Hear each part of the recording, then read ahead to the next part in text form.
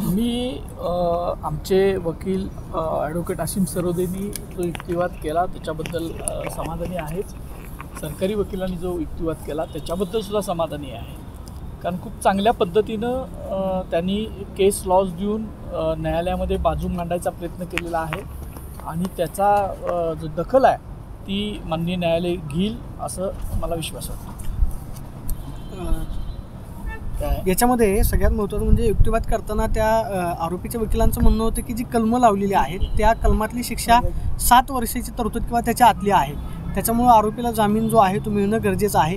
कलमावरती शिक्षा ठरवली जाऊ शकते का, किंवा जे विधान केलेलं आहे त्याचा कितपत गंभीर परिणाम जो आहे तो 2 समाजामध्ये होऊ शकतो किंवा तेढ निर्माण होऊन त्याचा महाराष्ट्रातल्या कायदा आणि सुव्यवस्थेवरती सुद्धा परिणाम पडू शकतो? आमच्या वकील साहेबांनी कलमांचं का मी जास्त सांगू शकत नाही कारण मी त्यातला तज्ज्ञ नाही, पण जे वक्तव्य केलेले आहेत ती इंटेन्शनली केलेली आहेत, ते हेतू ठेवून केलेली आहेत.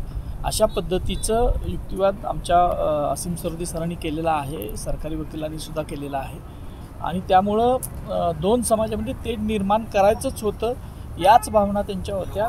याबद्दल वारंवार वकील साहेबांनी सांगितले. ते आरोपीचे वकील असं म्हणाले की प्रशांत कोरटकर शिवभक्त आहे, रायगडावरती गेलेला होता, हे काय सगळं मग बनाव आहे किंवा मग तपास जो आहे तो वेगळ्या दिशेनं जावा किंवा मग कोर्टामध्ये आपली बाजू कुठंतरी भक्कमपणे मांडता यावी त्यासाठी हा सगळा केलेला प्रकार आहे असं वाटतं? कुठलाही शिवभक्त शिवाजी महाराज, संभाजी महाराजांनी राष्ट्रमाता जिजाऊंच्या बद्दल कुठल्याही कंडिशनमध्ये अशी आक्षेपार्ह घाणेरडी विषारी वक्तव्य करणार नाही. त्यामुळं शिवभक्तीचा जो आव आणायचा प्रयत्न चाललेला आहे तो स्वतःचा फक्त बचाव व्हावा याच्यातून अत्यंत धूर्त हेतून त्यांचं चाललेलं आहे. तुमच्यासाठी एक राजकीय प्रश्न आहे. आज रोहित पवार असं म्हणाले की आज कदाचित या आरोपीला जामीनसुद्धा मिळू शकतो, मात्र पोलीस जे आहेत त्या आरोपीला वाचवण्याचा प्रयत्न करतायत का, किंवा जो तपास गृह खात्यानं ज्या पद्धतीनं करायला हवा होता त्या पद्धतीनं झाला नाही, पोलिसांनी सुद्धा गेल्या वेळेस पोलीस कस्टडी मागितली नाही, त्याची सुद्धा एक दबक्या आवाजामध्ये चर्चा आहे. याचं काही कनेक्शन आहे का, असा सुद्धा एक संशय त्यांनी व्यक्त केलेला आहे. मी तर काय पवार साहेबांचं वक्तव्य बघितलेलं नाही, त्याच्याबद्दल मी काय त्याच्याबद्दल बोलणार नाही. पण पोलिसांचा तपास चांगल्या पद्धतीनं चालला आहे हे मी पहिल्या दिवसापासून सांगतो आहे. आणि कुठलीही व्यक्ती महाराष्ट्रातली पोलीस दलातली असेल किंवा आणि कुठल्या खात्यातली असेल, शिवाजी महाराजांच्या विषयी त्यांच्या मनामध्ये प्रेम असतं अशी माझी भावना आहे. राजकीय प्रश्नांना काय मी जास्त उत्तर नाही देऊ इच्छित. थँक्यू.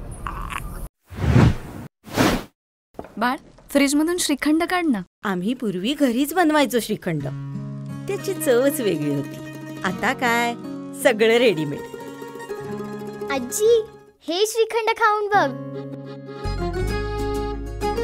आज तुझ्या आईनं घरीच बनवलं की काय? हे आहे गोकुळचं श्रीखंड. अगदी जिभेवर रेंगाळणार. जिभेवरच नाही तर मनावरही रेंगाळणार. गोकुळ श्रीखंड, मनावर रेंगाळणार.